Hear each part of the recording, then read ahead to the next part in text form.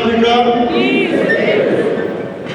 one settler, one bullet, one Azania, one nation, peace within. Africa, Africa, I'm going to do the things that speakers do, the protocol, but I want to do it in one sentence. I recognize the leadership of the PAC that is here, the leadership of AZAPO that is here. And when I say the leadership of the PAC, we have various levels of leadership, and I know we are all here, from national, provincial, regional, branch, and even the wards where the branches are. All those leaders are recognized. I'm not mentioning names. The same applies to AZAPO. AZAPO is here largely with its leadership at all those levels have explained for themselves as well. Now, having said that, let me also explain. Our president, Comrade Johnson, as you may have known, in the Eastern Cape, in the middle of the week, there were a lot of floods that happened late at night, and many people died. Some are still missing, some have not been found yet. We are all aware of it. So as a leader who also understands the area very well, he has gone to support the communities that are in distress in that area. And for that, he apologized and asked that one of us represent him here. He sent me his speech to read, but I'm very poor at reading. I summarized it, and I'm going to tell you the summary of his speech, because I think when we make our speeches here, some of you focus and some of you lose focus and never understand what the speaker said. But here's what I'm saying. I'd say it up front. The reason we are here in Soweto today, on the 16th of June 2025, is to reiterate the stance of the PAC and that of AZAPO with regard to the National Liberation Struggle. Is to retell the story, not of the events of 1976, but of the positions of the PAC and that of the Black Consciousness Movement. We think and can see that that position has been eroded, cut out of the national mainstream of politics. But because all of us here belong to both these organizations, we must understand why it is like that. That is basically the sum total of what I'm talking about today.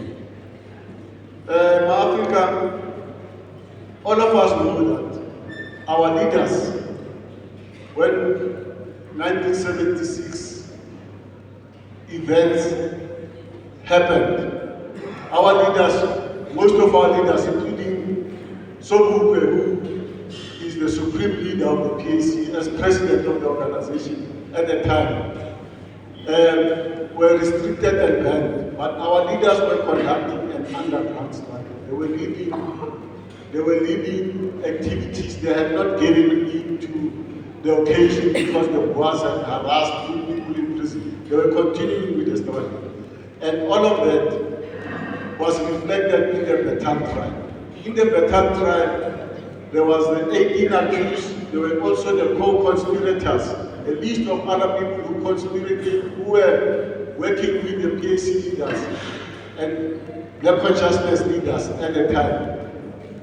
Those co-conspirators had a list, but the first one among them was Soweto. Now, the work that they were doing was not running in the streets like the young people were doing. No, those were OTAT, Khoto and others were young, and they were leading the struggle at face value, at the level where they raise issues that people could attract. On the open, On the other hand, the leaders of the underground were directing and giving shape to that struggle. It's as simple as that. But let me tell you how we in the PAC see the struggle. In the PAC, we say this very clearly, that the struggle belongs to the masses. It is the masses, but who must liberate themselves. We, as the PAC, are there to encourage, sharpen, and increase the fighting capacity of the people for them to change and transform society as they see it, as they understand it, because they feel the oppression. They are the ones who are feeling the pinch of exploitation.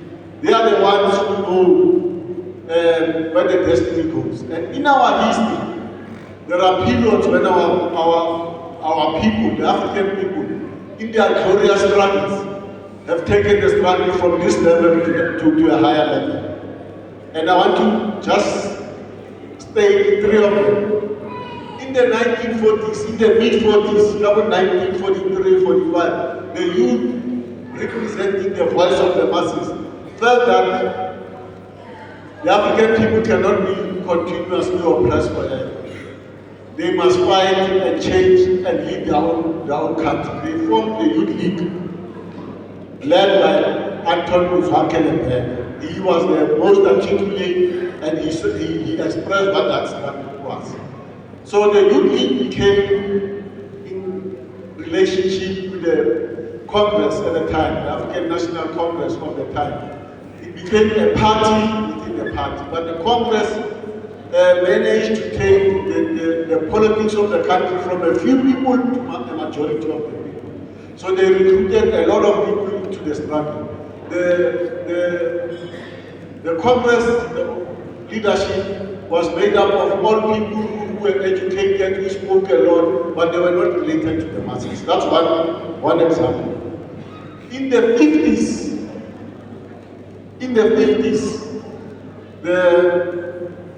the youth of the people as a whole, let's not even confine it to the youth, the people as a whole decided that they've had enough. They must now take action against their oppressors. In 1958, the women in Zirast, Basad, Zirast, put up a struggle against the authorities. It's part of our history. These are the people on their own taking up action to liberate themselves. In 1960, when the PAC leadership in organized form started a campaign of positive action, the people as a whole, not just a few, the people as a whole supported that struggle. That struggle also gained international recognition because all the people were beginning to support the frame of struggle that the PAC was leading. So Soweto became not only the president of the PAC, he became the leader of the nation. But let me tell you what the NNU on the other hand was doing. In 1964, no, I don't think it's in 1964. I get my history wrong sometimes. But you will remember that Chief Albert Mutuli, who and his organization were opposed to mass action. They were opposed to mass action. He was rewarded with the Nobel Peace Prize by international communities. They decided that in order to redirect the struggle, they will have to give someone honors of the Nobel Peace in order to defocus the masses from what was necessary. How would oppressed people be honored in peace when they were oppressed, when they were fighting that oppression? What sort of peace was it? Peace of the graves. And the masses between that period of the 60s, from 1960 at least up to 1968, conducted a mass insurrection I know. But an insurrection is when the masses on their own organize their weapons and take actions against the oppressors. That is how Congo was formed. Because the masses in the rural areas, what is in man, these were not people who are known. And I can tell you, most of you don't even know the names of people, not you, I'm saying the history makers, don't know the names of the people who were mostly hanged during that period in Pretoria. So there was no peace to talk about during that period, because 94 of PAC members between that period and 1967 were hanged for activities they were taking as a people against their oppressors.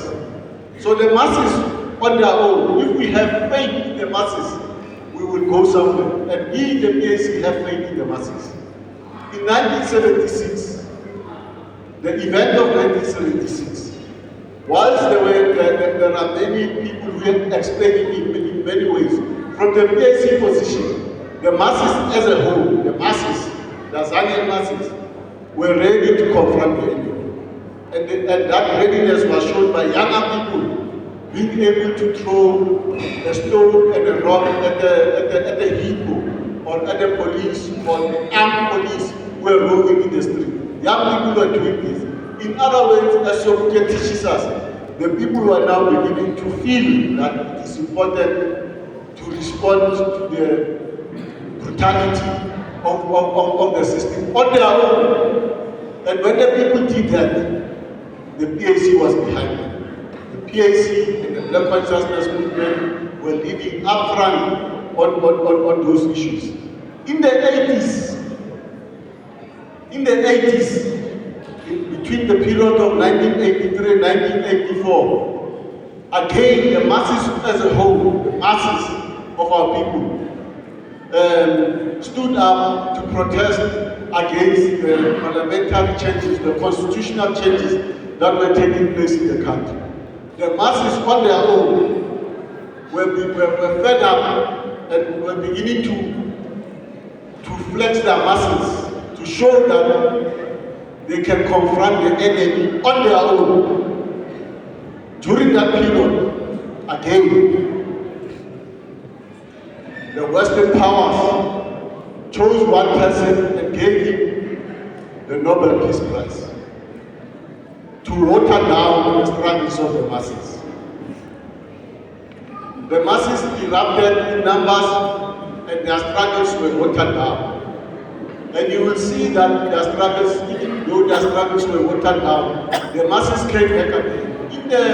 In the 90s, between the period of 1989, 1990, 1991, 1992, up to 1993, the masses again, as a whole, from all corners of the country, stood up very gloriously in a revolutionary manner against changes that would take place without the involvement of the masses. They stood up knowing very well that now the revolution was coming to a phase that will end, and that phase was that of white rule. When the masses stood up in that version, again, I tell you again, the Western powers chose FW de Klerk and they chose Mandela and they gave them the Peace Prize. So this conspiracy against the masses by the Western powers has always been there. And that's the point I'm making. It has always been there. Now the role of the masses is not to complain about the conspiracy against them. It is the role of the cadres of the PAC to work on a countermeasure against these machinations of the West. Because those machinations of the West, the way in which they organize themselves against this mass revolution of the Zambian masses, the way they organize against that, needs cadres who are disciplined, who understand from an international point of view how our struggle and the achievement of our struggle must be protected. how our revolution and the achievements of our revolutions must be defended and taken forward on behalf of the masses, not on our own behalf. So we need to understand that very clearly.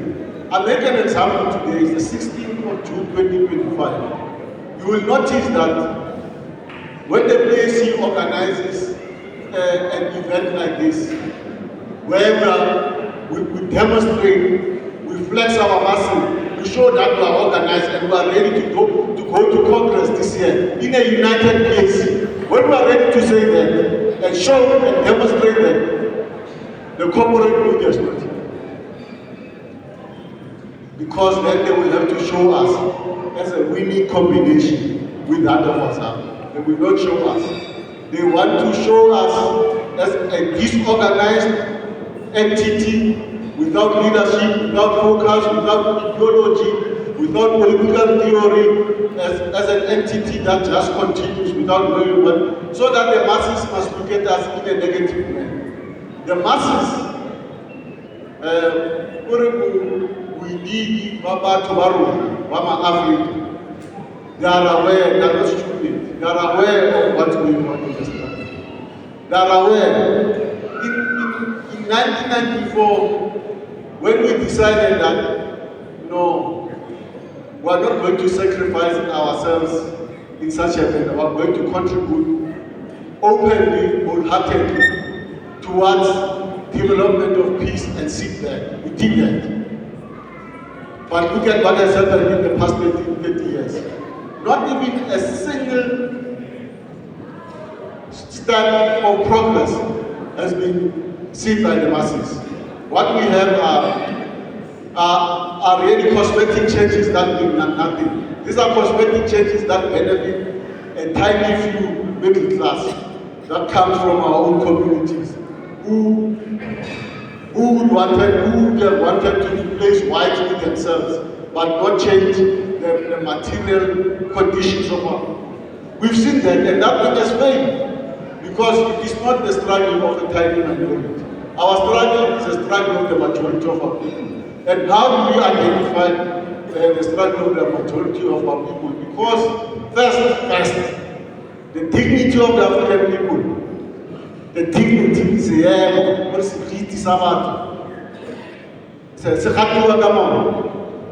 they tell you, and we live in shacks, we live in dire poverty, we live side by side with rats and cockroaches.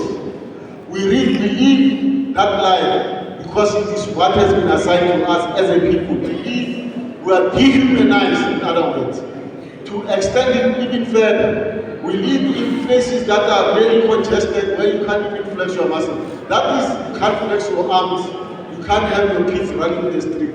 Our dignity is trampled upon because even children, our own children, are not safe walking in the street.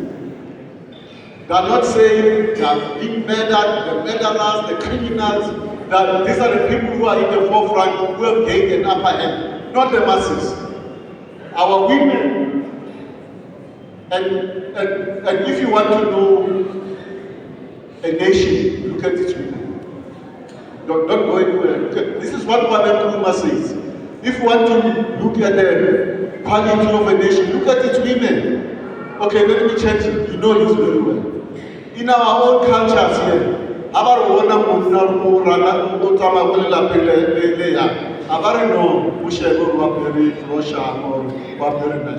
They say, look at this wife. Look at this, look at women. So our women play an important role in society. But what we have here is that every day you see in the media, our women are killed, they are raped, they are murdered, they are maimed by people who are themselves broken and taken out. We took on our women. So when women are not protected, our dignity is trampled upon. You can see this is what is happening to me. So my Africa, we must not wait for the masses to come up again looking for the proper leadership that is anti-colonial, anti-imperialist, anti-capitalist that the PAC can provide. We in the PAC, we in AZAPO, must articulate our position on socialism very clearly to the masses. What exactly do we mean when we say we want a socialist Tanzania? We must not mince our ways. Socialist Tanzania is a system in which the wealth of the country will be enjoyed by them and benefit the majority of our people. It's as simple as that. In reality, it's a system wherein every decision, the concentration of wealth in the hands of a few is going to come to an end. We can't be 60 million people with 6 billionaires. And the rest of the 60 million people do not know what they are going to do the next day. We don't want society that looks like that. That's why we call for a socialist Tanzania. We must be able to explain this thing in simple terms to the masses, and the masses will grasp it and they will take it and move along with us too. We must be able to explain to them what do we mean when we say we fight for the African personality. When we talk about that. Because the black man cannot be a pariah, as they say, in his own land, in his motherland. We cannot continue to live with shame and walk the streets without dignity, without our chest. Our chest must be up, our shoulders must be up, our chin must be up when we walk the streets of Azania.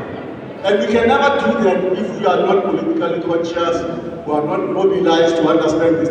This is the role that branches of the PAC, members of the PAC, all Africans, wherever they are, should focus on. This is the role where we will mobilize the masses, so that when the masses are ready to rise up, and they will rise up, when the masses are ready to rise up, they have us walking step by step with them. It is our responsibility to do that. And we can only do that when we are disciplined. I'm going to a conclusion because I'm actually giving a speech that the president said I should talk. I'm just explaining it. Right? What we need to do, we must solidify, we must make the solidarity between the Black Consciousness Movement and the Pan-Africanist Congress of Tanzania to be one. We need to provide that spearhead of the leadership of the struggle as one. We need to solidify a united front with the masses. We must not run away from the masses. That is not what we need to do. Our leaders have demonstrated in clear terms, when our masses go to prayer in their churches, in their independent churches, everywhere, wherever they are, when they go to pray, the PAC and AZAPO must pray with the masses. When the masses, as has happened in the Eastern Cape, are faced with natural disasters, we must not fold our arms and say, no, but there's government. We must be there with the masses in order to show them and offer relief, mobilize support so that they live in decent places. They live in a modern world where we understand what climate change is, and we must discuss these issues of climate change with regard to the living conditions of our masses, so that we don't live in an area where flooding will come and tomorrow you don't have a house. We cannot continue to be victims because we do self-sabotage. And self-sabotage, which is what we are all looking at, is to recognize and be shamefaced when we deal with leaders of other organizations who claim, and they claim Congress, they claim to be Pan-Africanism, they claim to be Black consciousness, they claim all these things in order to remove the space that we occupy and take it for themselves. Now, I want to take it by as I keep going to tell what I understand. I'm complaining. Ukila wana ni mtoto na ni tatole wako kaka. Abu anapenda kikabisa.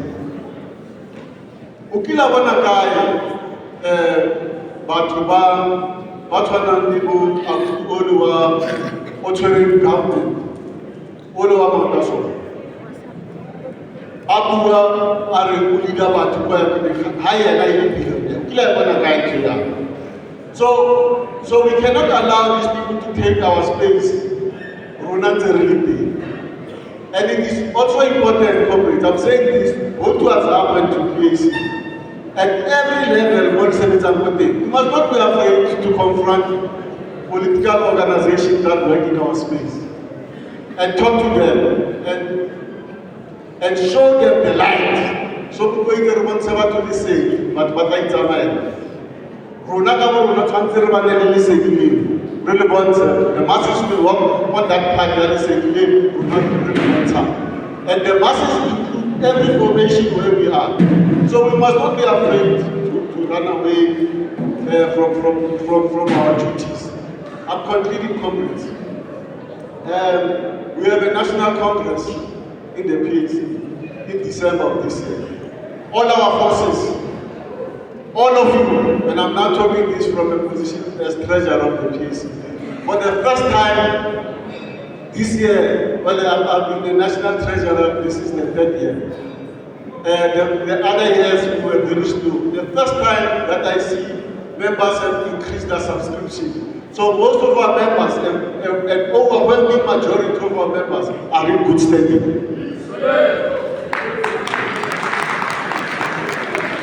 This means us in the PAC we have a bright futures.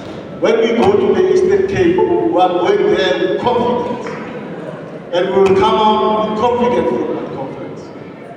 I say this, and again, I'm not saying this to make our comrades in AZAPO feel small.